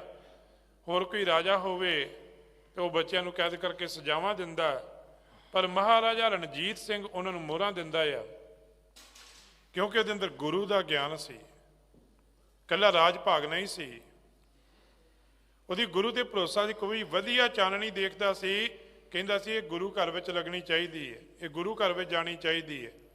ਸਾਰੇ ਧਰਮ ਸਥਾਨਾਂ ਦਾ ਸਤਿਕਾਰ ਕਰਦਾ ਸੀ। ਹਰ ਧਰਮ ਦਾ ਜਿਹੜਾ ਉਹਦੇ ਕੋਲ ਜਿਹੜਾ ਜਰਨੈਲ ਸੀ, ਕਹਿਣ ਤੋਂ ਭਾਵੇਂ ਕਿ ਜਿਹਦੇ ਅੰਦਰ ਗੁਰੂ ਦਾ ਗਿਆਨ ਹੋਵੇਗਾ ਨਾ, ਗੁਰੂ ਦਾ ਗਿਆਨ ਤੇ ਦੁਨਿਆਵੀ ਗਿਆਨ ਵਿੱਚ ਬੜਾ ਵੱਡਾ ਫਰਕ ਹੈ। ਇੱਕ ਗਿਆਨ ਆ ਸਾਡੇ ਕੋਲ, ਉਹ ਜਿਹੜਾ ਚਾਹੁੰਦਾ ਕਿ ਮੇਰਾ ਪਰਿਵਾਰ ਹੀ ਇੱਕ ਜਗ੍ਹਾ ਕਾਬਜ ਹੋ ਜਾਵੇ, ਮੈਂ ਹੀ ਕਾਬਜ ਹੋ ਜਾਵਾਂ, ਜਾਂ ਮੇਰੇ ਆਪਣੇ ਹੀ ਕਾਬਜ ਹੋ ਜਾਣ। ਪਰ ਗੁਰੂ ਦਾ ਗਿਆਨ ਇਹ ਨਹੀਂ ਕਹਿੰਦਾ। ਗੁਰੂ ਦਾ ਗਿਆਨ ਆਖਦਾ ਇਹ ਰੱਬ ਨੇ ਸਾਰੀ ਫੁਲਵਾੜੀ ਸਜਾਈ ਹੋਈ ਹੈ, ਜਿੰਨੇ ਫੁੱਲ ਨੇ ਇਹ ਹਰ ਇੱਕ ਦੀ ਆਪੋ ਆਪਣੀ ਮਹਿਕ ਕੀਮਤੀ ਹੈ। ਸਤਿਗੁਰਾਂ ਦੇ ਮਹਾਰਾਜੇ ਰਣਜੀਤ ਸਿੰਘ ਦੇ ਕੋਲ ਇਹੋ ਜਿਹੇ ਜਰਨੈਲ ਸਾਹਿਬਾਂ ਦੇ ਦਰਬਾਰ ਵਿੱਚ, ਉਹ ਪਠਾਨ ਵੀ ਫੌਜ ਵਿੱਚ ਨੌਕਰੀ ਕਰਦੇ ਨੇ, ਇਸਲਾਮ ਧਰਮ ਨੂੰ ਮੰਨਣ ਵਾਲੇ ਵੀ ਕਰਦੇ ਨੇ, ਬਾਬਾ ਬੰਦਾ ਸਿੰਘ ਬਹਾਦਰ ਦੀ ਫੌਜ ਵਿੱਚ ਵੀ ਸਾਰੇ ਭਰਤੀ ਹੁੰਦੇ ਨੇ। ਭਾਈ ਇਹ ਜਿਹੜੀ ਗੱਲ ਹੈ, ਗਿਆਨੀ ਧਿਆਨੀ ਇਹ ਗੁਣ ਹੋਣੇ ਚਾਹੀਦੇ ਨੇ। ਹੁਣ ਜੇ ਇਕੱਲਾ ਗਿਆਨ ਹੋਵੇਗਾ, ਕੋਲ ਧਿਆਨ ਨਹੀਂ ਹੋਵੇਗਾ, ਤਾਂ ਵੀ ਮਨੁੱਖ ਬਾਹਰ ਦੀਆਂ ਗੱਲਾਂ ਦੇ ਬੜੀਆਂ ਸਾਡੇ ਵਾਂਗੂ ਕਰ ਜਾਵੇਗਾ। ਪਰ ਧਿਆਨ ਹੋਣਾ ਬੜਾ ਜ਼ਰੂਰੀ। ਧਿਆਨੀ ਹੋਵੇ, ਧਿਆਨੀ ਕੀ ਆ, ਅਭਿਆਸੀ ਹੋਵੇ। ਇਹ ਨਾ ਹੋਵੇ ਕਿ ਆਪ ਕਦੀ ਨਿਤਨੇਮ ਅਸੀਂ ਕੀਤਾ ਨਾ ਹੋਵੇ, ਆਪ ਕਦੀ ਅਭਿਆਸ ਕੀਤਾ ਨਾ ਹੋਵੇ, ਮੂਲ ਮੰਤਰ ਗੁਰ ਮੰਤਰ ਦਾ ਦੂਸਰੇ ਨੂੰ ਆਖੀਏ ਭਾਈ ਇਹ ਕੁਝ ਕਰਨਾ ਚਾਹੀਦਾ, ਇਹ ਕੁਝ ਕਰਨਾ ਚਾਹੀਦਾ ਹੈ। ਪਹਿਲੋਂ ਆਪ ਵੀ ਧਿਆਨੀ ਹੋਵੇ, ਆਪ ਵੀ ਜਪਦਾ ਹੋਵੇ। ਗੁਰਮਤਿ ਨੇ ਗੱਲ ਆਪਣੇ ਤੋਂ ਆਰੰਭ ਕੀਤੀ, ਆਪ ਸਵਾਰੇ ਮੈਂ ਮਿਲਿਆ। ਇੱਥੇ ਆਪਣੇ ਤੋਂ ਆਪ ਨੜੇ ਗਿਰੀਵਾਨ ਮੈਂ ਦੇਖਣ ਦੀ ਗੱਲ ਵੀ ਕੀਤੀ। ਕਹਿੰਦੇ ਗਿਆਨੀ ਧਿਆਨੀ, ਧਿਆਨ ਧਰੋ ਦੇਖੋ। ਧਿਆਨ ਵੀ ਇਹ ਪਤਾ ਹੋਵੇ ਕਿਹਦਾ ਧਰਨਾ ਆ। ਇਹ ਨਾ ਹੋਵੇ ਕਿ ਕੀਰਤਨ ਪੂਜਾ ਦਾ ਧਿਆਨ ਧਰ ਕੇ ਬੈਠਾ ਹੋਵੇ, ਫਿਰ ਕਰਤਾ ਤੇ ਦੂਰ ਹੀ ਰਹਿ ਜਾਂਦਾ ਹੈ। ਸਾਡੀ ਇੱਥੇ ਵੀ ਬਹੁਤ ਵੱਡੀ ਕਮਜ਼ੋਰੀ ਹੈ ਕਿ ਸਾਨੂੰ ਇਹ ਨਹੀਂ ਪਤਾ ਸਾਡੇ ਕੋਲ ਗਿਆਨ ਕਿਹੜਾ ਹੋਣਾ ਚਾਹੀਦਾ, ਸਾਡੇ ਕੋਲ ਧਿਆਨ ਕਿਹੜਾ ਹੋਣਾ ਚਾਹੀਦਾ। ਅਸੀਂ ਸਮਝ ਲੈਂਦੇ ਦੁਨੀਆ ਦਾ ਗਿਆਨ ਸਾਡੇ ਕੋਲ ਆ ਗਿਆ, ਸਕੂਲ ਦੀ ਪੜ੍ਹਾਈ ਕਰ ਲਈ, ਬਹੁਤ ਕੁਝ ਆ। ਨਹੀਂ ਭਾਈ, ਜਿੰਨਾ ਮਰਜੀ ਇਹ ਗਿਆਨ ਪ੍ਰਾਪਤ ਕਰ ਲਓ, ਕੁੰਭੇ ਬੱਧਾ ਜਲ ਰਹੇ, ਜਲ ਬਿਨ ਕੁੰਭ ਨਾ ਹੋਏ, ਗਿਆਨ ਕਾ ਬੱਧਾ ਮਨ ਰਹੇ, ਗੁਰ ਬਿਨ ਗਿਆਨ ਨਾ ਹੋਏ। ਗੁਰੂ ਦੇ ਗਿਆਨ ਤੋਂ ਬਿਨਾ ਜੀਵਨ ਅਧੂਰਾ ਹੈ। ਇਸੇ ਕਰਕੇ ਭਾਈ ਡੱਲੇ ਨੇ ਗੁਰੂ ਦਾ ਗਿਆਨ ਪ੍ਰਾਪਤ ਕੀਤਾ, ਗੁਰੂ ਦਾ ਅੰਮ੍ਰਿਤ ਪ੍ਰਾਪਤ ਕੀਤਾ। ਹੁਣ ਧਿਆਨ ਦੀ ਗੱਲ ਹੈ, ਸਾਨੂੰ ਪਤਾ ਹੋਵੇ ਅਸੀਂ ਧਿਆਨ ਕਿਹਦਾ ਧਰਨਾ ਆ। ਸੰਸਾਰ ਵਿੱਚ ਇੰਨਾ ਅੰਧ ਵਿਸ਼ਵਾਸ ਪੈਦਾ ਕਰ ਦਿੱਤਾ ਗਿਆ, ਇੰਨਾ ਕੀਰਤਨ ਪੂਜਾ ਦਾ ਰਿਵਾਜ ਪ੍ਰਚਲਿਤ ਹੋ ਗਿਆ। ਇੱਥੇ ਪੂਜਾ ਜਿਹੜੀ ਹੈ ਰੱਬ ਦੀ ਨਹੀਂ ਹੋਈ, ਮਨੁੱਖਾਂ ਦੀ ਹੋਈ, ਜਾਨਵਰਾਂ ਦੀ ਜ਼ਰੂਰ ਹੋਈ। ਇੱਥੇ ਪਹਾੜਾਂ ਦੀ ਪੂਜਾ ਤੇ ਜ਼ਰੂਰ ਹੋਈ, ਪਰ ਰੱਬ ਦੀ ਪੂਜਾ ਨਹੀਂ ਹੋਈ। ਅਸੀਂ ਸੋਚਿਆ ਕਿ ਰੱਬ ਦੀ ਪੂਜਾ ਵਾਸਤੇ ਕੁਝ ਸਮੱਗਰੀ ਦੀ ਲੋੜ ਹੋਵੇਗੀ, ਜਿਵੇਂ ਦੁਨਿਆਵੀ ਮਨੁੱਖ ਨੇ ਆਪਣੇ ਲਾਲਚ ਵਾਸਤੇ ਸਮੱਗਰੀਆਂ ਘੜ ਲਈਆਂ। ਪਰ ਇੱਥੇ ਸਤਿਗੁਰਾਂ ਦੀ ਬਾਣੀ ਨੇ ਸਾਨੂੰ ਸਮਝਾਇਆ, ਰੱਬ ਦੀ ਭਗਤੀ ਵਾਸਤੇ, ਬੰਦਗੀ ਵਾਸਤੇ ਕੀ ਚਾਹੀਦਾ? ਦਿਲੋਂ ਮੁਹੱਬਤ। ਉਹਦੇ ਵਾਸਤੇ ਸਾਡੇ ਅੰਦਰ ਮੁਹੱਬਤ ਹੋਣੀ ਚਾਹੀਦੀ, ਸ਼ਰਧਾ ਹੋਣੀ ਚਾਹੀਦੀ। ਧਿਆਨੀ ਭਾਈ ਪਤਾ ਹੋਵੇ ਧਿਆਨ ਕਿਹਦਾ ਧਰਨਾ ਆ। ਬਹੁਤ ਵੱਡਾ ਨੁਕਤਾ ਆ ਇਹ ਧਰਮ ਦੀ ਦੁਨੀਆ ਦੇ ਅੰਦਰ। ਜਿਸ ਮਨੁੱਖ ਨੂੰ ਆਪਣੀ ਮੰਜ਼ਿਲ ਦਾ ਨਹੀਂ ਪਤਾ ਕਿ ਮੇਰੀ ਮੰਜ਼ਿਲ ਕੀ ਹੈ, ਉਹ ਕੀ ਸਫ਼ਰ ਕਰੇਗਾ, ਕਿੱਥੇ ਜਾਵੇਗਾ। ਸਾਨੂੰ ਇਹ ਤੇ ਪਤਾ ਹੋਵੇ ਕਿ ਆਪਾਂ ਜਾਣਾ ਕਿੱਥੇ ਆ, ਪਰ ਧਿਆਨ ਕਿਹਦਾ ਧਰਨਾ ਆ। ਅਸੀਂ ਬਹੁਤੇ ਆਪਣੀ ਬੱਸ ਨੂੰ, ਆਪਣੇ ਜਹਾਜ਼ ਨੂੰ ਮੰਜ਼ਿਲ ਸਮਝ ਲੈਂਦੇ ਆ, ਪਰ ਇਹ ਸਾਰੀਆਂ ਚੀਜ਼ਾਂ ਸਾਧਨ ਨੇ। ਭਾਵੇਂ ਮਾਇਆ ਵਾ, ਭਾਵੇਂ ਸੰਸਾਰ ਦੇ ਵਿੱਚ ਕੋਈ ਵੀ ਸਹੂਲਤ, ਸਾਧਨ ਨੇ। ਮੰਜ਼ਿਲ ਸਾਡੀ ਹੋਏ ਜਿੱਥੋਂ ਆਪਾਂ ਵਿਛੜੇ ਆ। ਮਨ ਤੋਂ ਜੋਤ ਸਰੂਪ ਹੈ ਆਪਣਾ ਮੂਲ ਪਛਾਣ। ਜਿਵੇਂ ਨਦੀਆਂ ਦਾ ਅਸਲਾ ਸਮੁੰਦਰ ਹੈ, ਉਹਦੇ ਵੱਲ ਭੱਜੀਆਂ ਜਾਂਦੀਆਂ ਨੇ, ਅਸਲ ਵਿੱਚ ਸਾਡਾ ਵੀ ਅਸਲਾ ਮੰਜ਼ਿਲ ਜਿਹੜੀ ਹੈ ਉਹ ਪਰਮੇਸ਼ਰ ਆ। ਸਾਨੂੰ ਪਤਾ ਹੋਵੇ ਅਸੀਂ ਧਿਆਨ ਕਿਹਦਾ ਧਰਨਾ ਆ। ਭਾਈ ਇਹ ਸਾਨੂੰ ਗੁਰਮਤਿ ਸਿਖਾਉਂਦੀ, ਰਹਿਤ ਮਰਿਆਦਾ ਵਿੱਚ ਲਿਖਿਆ ਆ ਕਿ ਭਾਈ ਜੇ ਤੁਸੀਂ ਸਿੱਖੀ ਨੂੰ ਧਾਰਨ ਕਰਨਾ ਤੇ ਤੁਹਾਨੂੰ ਕਿਰਤਮ ਪੂਜਾ ਦਾ ਤਿਆਗ ਕਰਨਾ ਪਵੇਗਾ, ਕਰਤੇ ਦੀ ਪੂਜਾ ਵਿੱਚ ਭਰੋਸਾ ਰੱਖਣਾ ਪਵੇਗਾ। ਫਿਰ ਅਗਲੀ ਗੱਲ, ਵੱਡ ਗੁਣੀ, ਭਾਈ ਗੁਣਾਂ ਦਾ ਭਰਿਆ ਹੋਵੇ। ਇਹ ਨਾ ਹੋਵੇ ਕਿ ਗੁਣਾਂ ਤੋਂ ਬਿਨਾਂ ਹੀ ਆਖੇ ਕਿ ਮੈਂ ਤੇ ਗਿਆਨੀ ਆ, ਧਿਆਨੀ ਆ। ਗੁਣ ਕਿਹੜੇ ਹੁੰਦੇ ਨੇ? ਇਹ ਵੀ ਗੁਣ ਆ। ਉਸ ਸਮੇਂ ਦੀ ਧਾਰਮਿਕ ਲੋਕਾਂ ਕੋਲ ਇਹ ਗੁਣ ਨਹੀਂ ਸੀ। ਉਹ ਲੋਕ ਆਪਣੇ ਅਸਲੀ ਕਰਤੱਵ ਤੋਂ ਭੱਜ ਚੁੱਕੇ ਸਨ। ਜੇ ਕੋਈ ਧਰਮੀ ਸੀ, ਉਹ ਆਖਦਾ ਸੀ ਮੈਨੂੰ ਕੀ ਹੈ, ਮੈਂ ਤਾਂ ਜੰਗਲਾਂ ਵਿੱਚ ਬੈਠਾ, ਗੁਫਾਵਾਂ ਵਿੱਚ ਬੈਠਾ ਆ, ਮੈਨੂੰ ਕੀ ਲੱਗੇ। ਨਹੀਂ ਭਾਈ, ਅੰਦਰੇ ਗੁਣ ਹੋਣਾ ਚਾਹੀਦਾ ਕਿ ਜੇ ਕਿਸੇ ਦੀ ਧੀ ਭੈਣ ਤੇ ਜ਼ੁਲਮ ਹੁੰਦਾ ਹੈ, ਉੱਥੇ ਤੇਰੇ ਹੱਥ ਕਿਰਪਾਨ ਤੇ ਵੀ ਜਾਣੇ ਚਾਹੀਦੇ ਨੇ।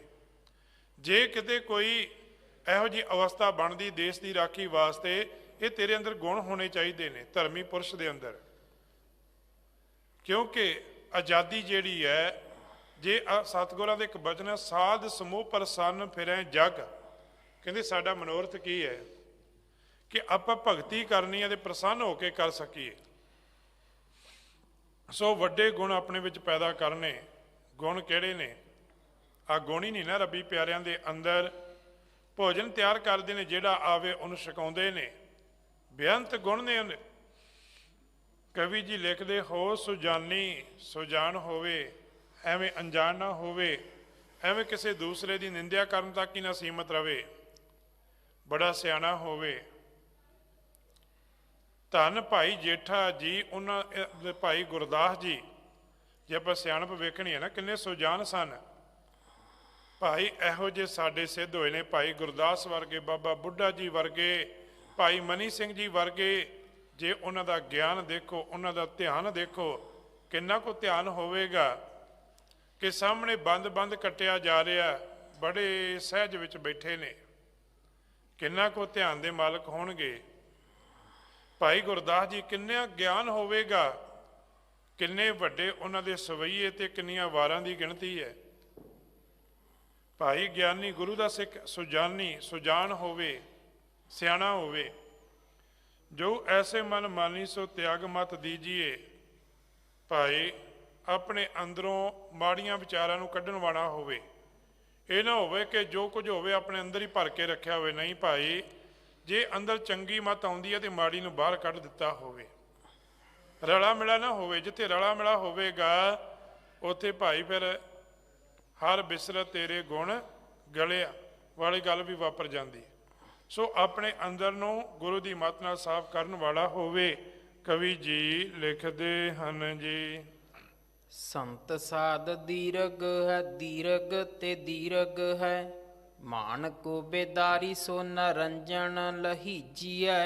ਇਹ ਜਿਹੜਾ ਧਰਮੀ ਪੁਰਸ਼ਾਂ ਦਾ ਮਾਰਗ ਹੈ, ਪਰਮੇਸ਼ਰ ਦੇ ਪਿਆਰਿਆਂ ਦਾ ਮਾਰਗ ਹੈ, ਕਹਿੰਦੇ ਬੜਾ ਡੂੰਘਾ ਆ, ਬੜਾ ਗੰਭੀਰ ਆ, ਬੜਾ ਸਹਿਜ ਵਾਲਾ ਆ। ਕਹਿੰਦੇ ਮਾਨ ਕੋ ਬੇਦਾਰੀ, ਇਹਦੇ ਵਿੱਚ ਮਾਨ ਨੂੰ ਕੋਈ ਥਾਂ ਨਹੀਂ। ਤੁਸੀਂ ਬਾਣੀ ਪੜ੍ਹੋਗੇ ਨਾ, ਬਾਰ-ਬਾਰ ਸਾਧਾਂ ਨੂੰ ਵੀ ਕਿਹਾ ਗਿਆ ਕਿ ਸਾਧੋ ਮਨ ਕਾ ਮਾਨ ਤਿਆਗੋ। ਬਾਰ-ਬਾਰ ਕਿਹਾ ਗਿਆ ਤੀਰਥ ਬਰਤ ਅਰਦਾਨ ਕਰ ਮਨ ਮੈਂ ਧਰੈ ਗੁਮਾਨ। ਉਹ ਸਮਝਾਇਆ ਗਿਆ ਬਾਰ-ਬਾਰ ਕਿ ਇਸ ਮਾਰਗ ਤੇ ਹੰਕਾਰ ਬਿਲਕੁਲ ਨਹੀਂ ਪਾਉਂਦਾ। ਮਾਨ ਕੋ ਬੇਦਾਰੀ ਸੋ ਨਰੰਜਨ ਲਹੀਜੀ ਹੈ। ਭਾਈ ਆਪਣੇ ਅੰਦਰੋਂ ਹਉਮੈ ਦਾ, ਮਾਣ ਦਾ ਤਿਆਗ ਕਰਨਾ ਚਾਹੀਦਾ। ਭਾਈ ਇਹ ਘਰ ਐਸਾ ਆ ਜਿਹੜਾ ਸਾਨੂੰ ਇਹ ਸਿੱਖਿਆ ਦਿੰਦਾ ਕਿ ਨਿਮਾਣੇ ਹੋ ਕੇ ਰਹਿਣਾ ਚਾਹੀਦਾ। ਤੁਹਾਡੇ ਕੋਲ ਮਾਣ ਵੀ ਹੈ ਤੇ ਨਿਮਾਣਾ ਬਣ ਕੇ ਰਹਿ।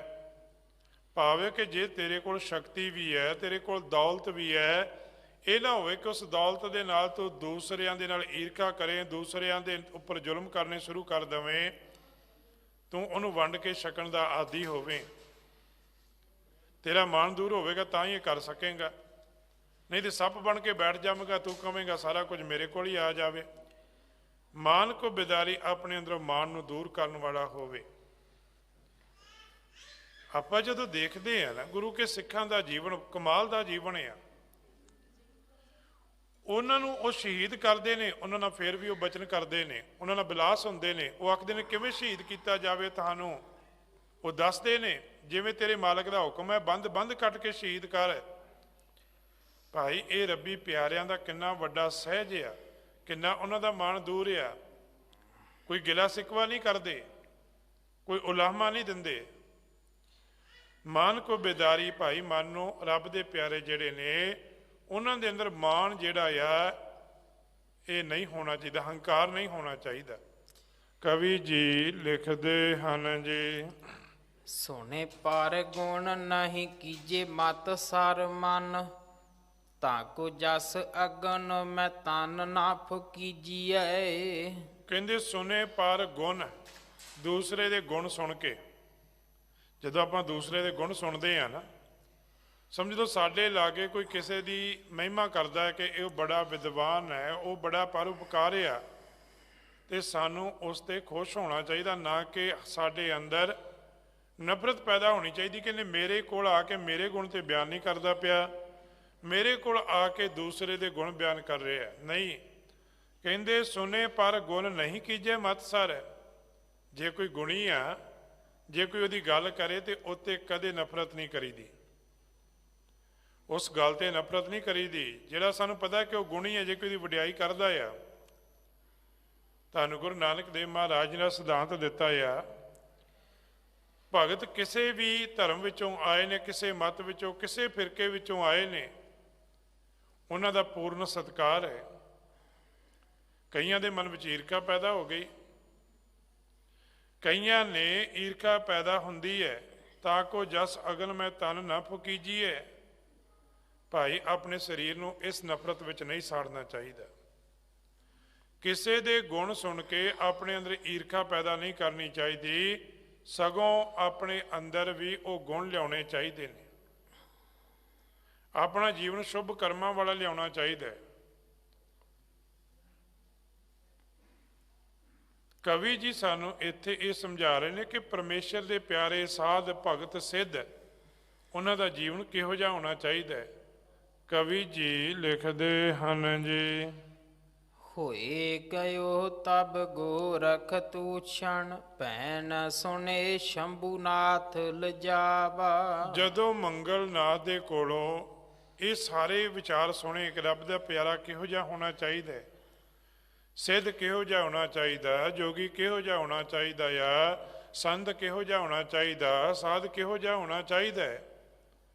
ਜਦੋਂ ਇਹ ਗੁਣ ਸੁਣੇ, ਹੋਏ ਗਇਓ ਤਬ ਗੋਰਖ ਤੂਸਨ, ਗੋਰਖ ਚੁੱਪ ਕਰ ਗਿਆ। ਗੋਰਖ ਹੁਣ ਨਹੀਂ ਬੋਲਦਾ। ਕਹਿੰਦੇ ਬੈਨ ਸੁਨੇ ਸ਼ੰਭੂਨਾਥ ਲਜਾਵਾ। ਹੁਣ ਜਿਹੜਾ ਸ਼ੰਭੂਨਾਥ ਬੋਲਦਾ ਸੀ, ਉਹਨੂੰ ਵੀ ਬੜੀ ਸ਼ਰਮ ਆਈ ਕਿ ਮੈਂ ਤੇ ਉਹਨਾਂ ਦੀ ਬਾਰੇ ਭੈੜੇ ਬਚਨ ਬੋਲਦਾ ਆ, ਈਰਖਾ ਕਰਦਾ, ਪਰ ਇਹਨੇ ਤੇ ਉਹਨਾਂ ਦੀ ਸਿਫਤ ਕੀਤੀ ਹੈ। ਕਵੀ ਜੀ ਲਿਖਦੇ ਹਨ ਜੀ, ਜੋ ਰਿਸ ਪਾਵਕ ਬੀਚ ਹਿਰਦੈ, ਮਨ ਜਾਰਤ ਭਾਨਾ ਬੈਨ ਅਲਾਵਾ। ਜੋ ਰਿਸ ਪਾਵਕ ਬੀਚ ਹਿਰਦੈ ਮਨ ਜਾਰਤ ਭਾਨਾ ਬੈਨ ਅਲਾਵਾ। ਭਾਈ ਇਹ ਆਪਣੇ ਮਨ ਨੂੰ ਆਪਣੇ ਅੰਦਰ ਸਾੜਨ ਲੱਗਾ ਹੈ। ਕਈ ਵਾਰੀ ਸਾਡੇ ਕੋਲ ਕਿਸੇ ਦੀ ਵਡਿਆਈ ਜਿਹੜੀ ਹੈ ਨਾ, ਜਰੀ ਨਹੀਂ ਜਾਂਦੀ।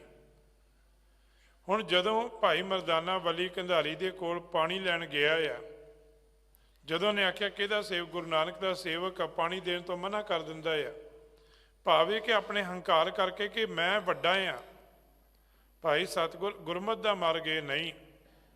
ਇੱਥੇ ਤੇ ਕਵੀ ਜੀ ਲਿਖਦੇ, ਜੋ ਰਿਸ ਪਾਵਕ ਬੀਚ ਹਿਰਦੈ, ਇਹ ਜਿਹੜਾ ਸ਼ੰਭੂਨਾਥ ਆ, ਇਹ ਆਪਣੇ ਅੰਦਰ ਈਰਖਾ ਦੀ ਅੱਗ ਵਿੱਚ ਸੜਨ ਲੱਗਾ ਆ। ਇਹਨਾਂ ਦੀ ਨਫ਼ਰਤ ਦੀ, ਇਹਨਾਂ ਦੀ ਈਰਖਾ ਦੀ ਗੱਲ ਭਾਈ ਗੁਰਦਾਸ ਜੀ ਨੇ ਵੀ ਖਾਧੀ ਹੈ। ਖਾਦੀ ਖੁਣਸ ਜੁਗੀਸਰਾ, ਈਰਖਾ ਕੀਤੀ ਉਹਨਾਂ ਨੇ। ਗੋਸ਼ਟ ਕਰਨ ਸਭੇ ਉਠਿਆਈ, ਕਹਿੰਦੇ ਗੋਸ਼ਟ ਕਰਨ ਵਾਸਤੇ ਈਰਖਾ ਦੇ ਵਸ ਹੋ ਕੇ ਆਏ ਨੇ। ਸ਼ੰਭੂਨਾਥ ਵੀ ਹੁਣ ਈਰਖਾ ਵਿੱਚ ਸੜਦਾ ਹੈ ਜੀ। ਮੰਗਲਨਾਥ ਵੱਡੋ ਬਿਗਸਾ ਤਬ, ਭਾਣ ਉਗੇ ਜਿਵ ਕੰਜ ਸਹਾਵਾ। ਪਰ ਮੰਗਲਨਾਥ ਨੂੰ ਗੁਰੂ ਤੇ ਭਰੋਸਾ ਆ, ਇਹ ਬੜਾ ਪ੍ਰਸੰਨ ਹੋਇਆ। ਗੁਰੂ ਦੀ ਵਡਿਆਈ ਸੁਣ ਕੇ ਬੜਾ ਪ੍ਰਸੰਨ ਹੁੰਦਾ ਆ। ਕਹਿੰਦੇ ਭਾਨ ਉੱਗੇ, ਜਿਵੇਂ ਸੂਰਜ ਚੜ੍ਹਨ ਦੇ ਨਾਲ ਕਮਲ ਖਿੜਦਾ ਆ ਨਾ, ਇਹ ਖਿੜ ਉੱਠਿਆ ਆ। ਭਾਈ ਜਿਨ੍ਹਾਂ ਦੇ ਅੰਦਰ ਭਾਵਨਾ ਹੁੰਦੀ ਹੈ, ਜਦੋਂ ਗੁਰੂ ਦੀ ਗੱਲ ਸੁਣਦੇ ਨੇ, ਗੁਰੂ ਦੀ ਬਾਣੀ ਕੰਨਾਂ ਵਿੱਚ ਪੈਂਦੀ ਹੈ, ਗੁਰੂ ਦਾ ਦਰਸ਼ਨ ਕਰਦੇ ਨੇ, ਉਹ ਖਿੜ ਉੱਠਦੇ ਨੇ, ਉਹਨਾਂ ਦੇ ਅੰਦਰ ਚਾਉ ਪੈਦਾ ਹੁੰਦਾ ਹੈ। ਕਵੀ ਜੀ ਲਿਖਦੇ ਹਨ ਜੀ, ਸ਼੍ਰੀ ਗੁਰੂ ਨਾਨਕ ਭੇਦ ਜੇ ਜਾਣਤ, ਦੇਖ ਹਸੀ ਕਰ ਹੈ ਮੁਸ਼ਕਾਵਾ। ਇਹ ਬੜਾ ਪ੍ਰਸੰਨ ਹੁੰਦਾ ਆ ਗੁਰੂ ਨਾਨਕ ਪਾਤਸ਼ਾਹ ਜੀ ਦੇ ਗੁਣ ਸੁਣ ਕੇ, ਕਿ ਅਸੀਂ ਇੰਨੇ ਸਿੱਧ ਗਏ ਆ, ਪਰ ਕਿਸੇ ਕੋਲੋਂ ਸਤਿਗੁਰੂ ਜੀ ਜਿੱਤੇ ਨਹੀਂ ਗਏ। ਕੋਈ ਵੀ ਪਾਤਸ਼ਾਹ ਨੂੰ ਹਰਾ ਨਹੀਂ ਸਕਿਆ। ਸਤਿਗੁਰਾਂ ਦੀ ਉੱਚੀ ਮੱਤ ਨੇ ਸਾਡਾ ਹੰਕਾਰ ਦੂਰ ਕੀਤਾ ਆ। ਇਹਨਾਂ ਗੱਲਾਂ ਨੂੰ ਦੇਖ ਕੇ ਮੰਗਲਨਾਥ ਜਿਹੜਾ ਇਹ ਪ੍ਰਸੰਨ ਹੁੰਦਾ ਹੈ ਜੀ। ਗੋਪੀ ਚੰਦ ਭਾਖੇ ਸੋਣ ਮੰਗਲ ਮਹਾਨ ਜੋਗੀ, ਸਿੱਧ ਸਾਧੂ ਕੋ ਐਸੀ ਰੀਤ ਨਹੀਂ ਚਾਹੀਏ। ਹੁਣ ਜਿਹੜਾ ਗੋਪੀ ਚੰਦ ਹੈ, ਇਹ ਵੀ ਜਦੋਂ ਪੁੱਛਿਆ ਗਿਆ ਕਿ ਤੁਸੀਂ ਸਿੱਧੋ ਦੱਸੋ, ਤੁਹਾਨੂੰ ਗੁਰੂ ਨਾਨਕ ਪਾਤਸ਼ਾਹ ਜੀ ਕਿਹੋ ਜਿਹੇ ਲੱਗੇ, ਉਹਨਾਂ ਦੇ ਵਿਚਾਰ, ਉਹਨਾਂ ਦੀ ਸਿੱਖਿਆ, ਉਹਨਾਂ ਦਾ ਜੀਵਨ ਕਿਹੋ ਜਿਹਾ ਆ। ਹੁਣ ਗੋਪੀ ਚੰਦ ਕਹਿਣ ਲੱਗਾ, ਸੁਣੋ ਮੰਗਲ ਮਹਾਨ ਜੋਗੀ। ਕਹਿੰਦੇ ਮੰਗਲ ਤੂੰ ਬਹੁਤ ਉੱਚਾ ਜੋਗੀ ਹੈ, ਕਿਉਂਕਿ ਤੂੰ ਗੁਰੂ ਨਾਨਕ ਪਾਤਸ਼ਾਹ ਜੀ ਨੂੰ ਪਛਾਣਿਆ ਆ।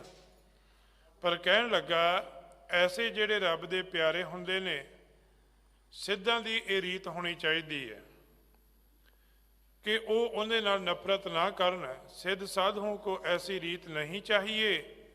ਕਹਿੰਦੇ ਸਿੱਧਾਂ ਦੀ ਇਹ ਰੀਤ ਨਹੀਂ ਹੋਣੀ ਚਾਹੀਦੀ, ਉਹਨਾਂ ਦਾ ਜੀਵਨ ਇਹ ਨਹੀਂ ਹੋਣਾ ਚਾਹੀਦਾ ਕਿ ਉਹ ਅਗਲੇ ਦੇ ਗੁਣ ਦੇਖ ਕੇ ਵੀ ਉਹਦੇ ਨਾਲ ਨਫ਼ਰਤ ਕਰਨ।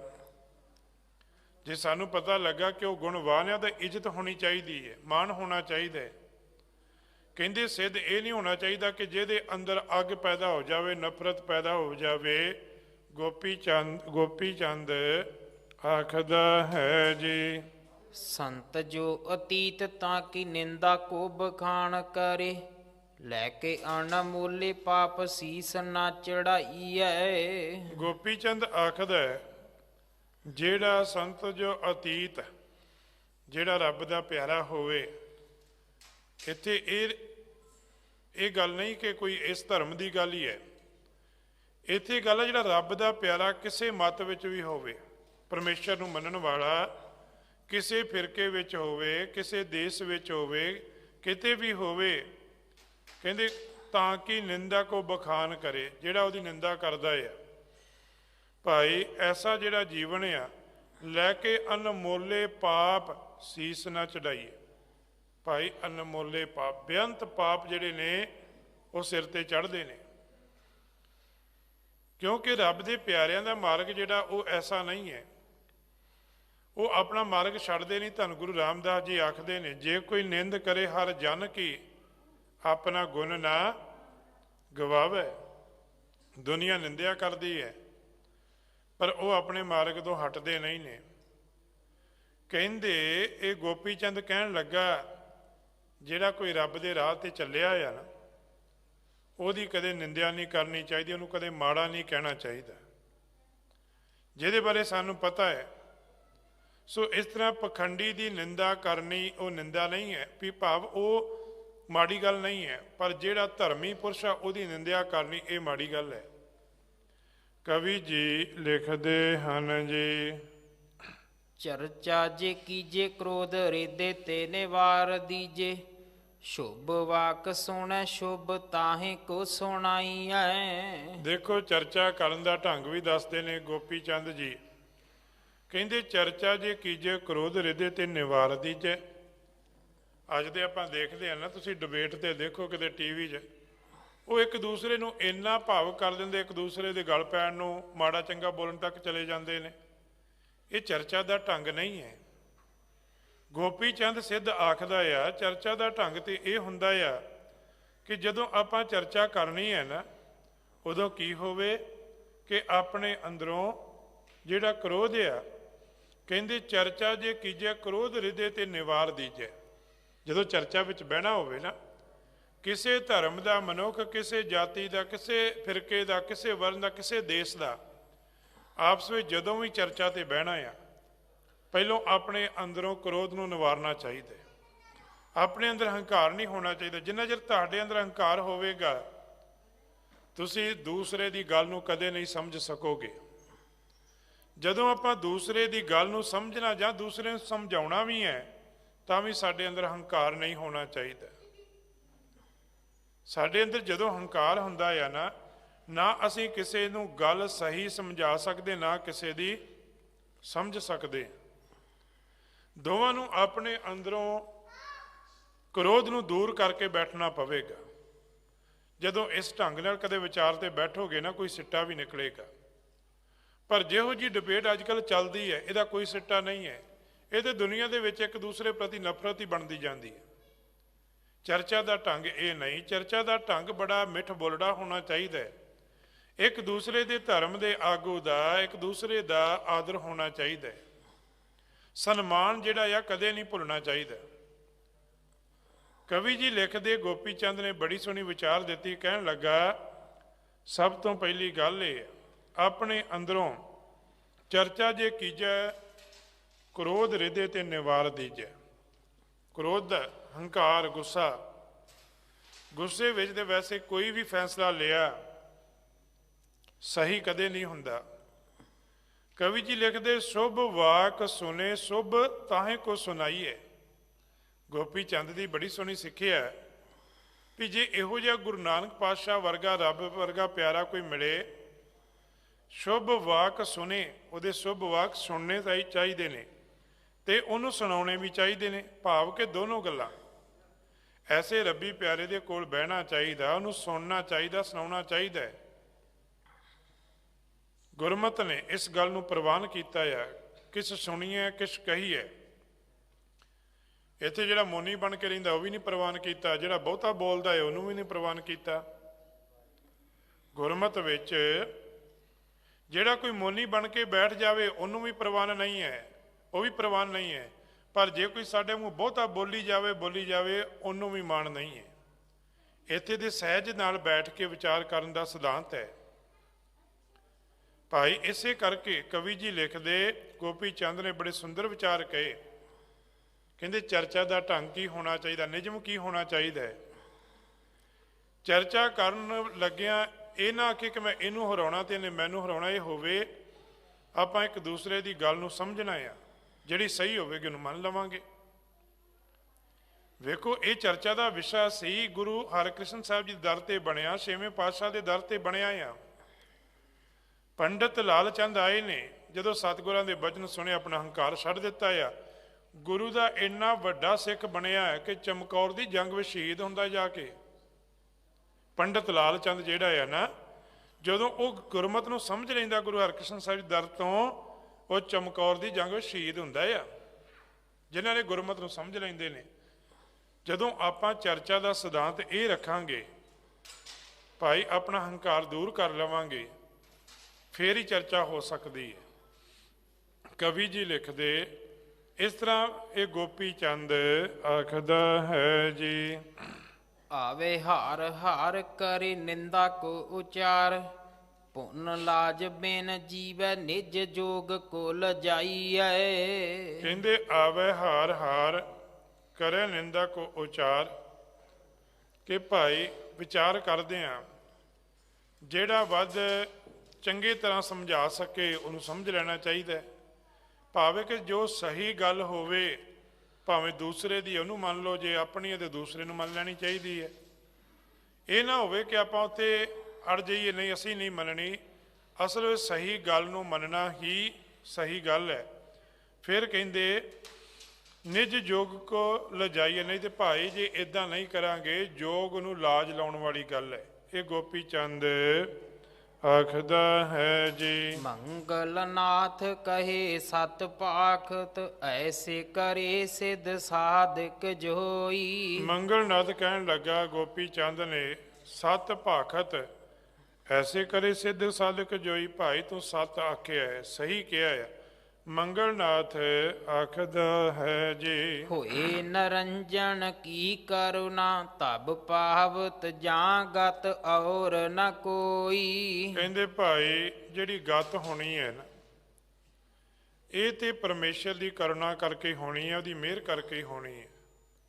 ਸਾਡੇ ਆਪਣੇ ਜੀਵਨ ਨੂੰ ਆਪਾਂ ਸੋਹਣਾ ਬਣਾਉਣਾ ਆ, ਪਰ ਜਿਹੜੀ ਪ੍ਰਵਾਨਗੀ ਹੋਣੀ ਹੈ ਰੱਬ ਦੀ ਮਿਹਰ ਦੇ ਨਾਲ ਹੀ ਹੋਣੀ ਹੈ।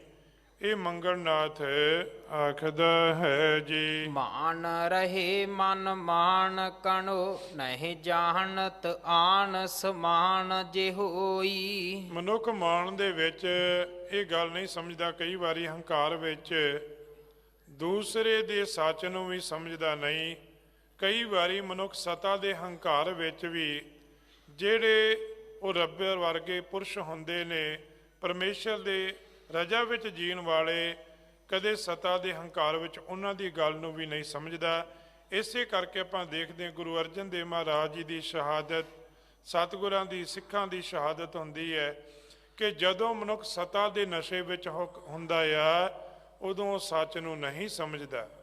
ਕਵੀ ਜੀ ਲਿਖਦੇ ਹਨ ਜੀ। ਜੋਗ ਤੇਹੀ ਨ ਰਹੇ ਨਰ, ਤੇ ਮਹਿਮਾਨ ਮਾਨੇ ਸੰਤਨ ਸੋਈ। ਭਾਈ ਐਸੇ ਲੋਕ ਜੋਗ ਤੋਂ ਵਿਹੋਣੇ ਨੇ, ਉਹ ਰੱਬੀ ਪਿਆਰਿਆਂ ਦੀ ਮਹਿਮਾ ਨਹੀਂ ਜਾਣਦੇ। ਕਵੀ ਜੀ ਲਿਖਦੇ ਹਨ ਜੀ। ਇਸ ਬਿਦ ਕਰਤ ਸੁਮੇਰ ਪਰ, ਸਰਬ ਸਿੱਧ ਮਿਲ ਬਾਦ। ਕਵੀ ਜੀ ਲਿਖਦੇ ਇਸ ਤਰ੍ਹਾਂ ਦੀ ਵਿਚਾਰ ਜਿਹੜੀ ਹੈ ਸਾਰੇ ਸਿੱਧ ਸਮੇਰ ਤੇ ਬੈਠ ਕੇ ਆਪਸ ਵਿੱਚ ਕਰਦੇ ਹਨ ਜੀ। ਭਇਓ ਇਤਿਹਾਸ ਪੂਰਨ ਅਬੈ, ਸ਼੍ਰੀ ਸਤਿਗੁਰੂ ਪ੍ਰਸਾਦ।